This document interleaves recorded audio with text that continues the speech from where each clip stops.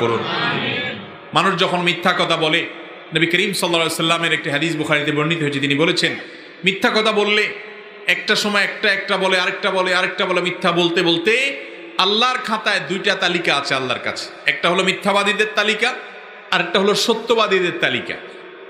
একটা লোক ঘন ঘন কথায় কথায় মিথ্যা বলতে বলতে তার নামটা মিথ্যাবাদীদের তালিকায় চলে যায়, লিস্টে চলে যায়।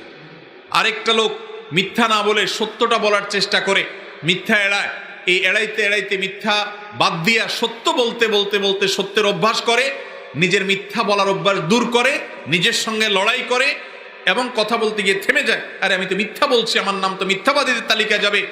আর মিথ্যাবাদীদের তালিকায় যদি যায়, আল্লাহ বলেছেন আল্লাহ লানাতুল্লাহি আলাল কাযিবিন, মিথ্যুকদের প্রতি আল্লাহর লানত এবং গজব নাজিল হয়, জাহান্নামে যায়। দুনিয়ার সবচেয়ে বড় মিথ্যাবাদী হলো যে কাফের, আল্লাহকে অস্বীকার করে। তার চেয়ে বড় মিথ্যাবাদী আর নাই যে নিজের রবকে অস্বীকার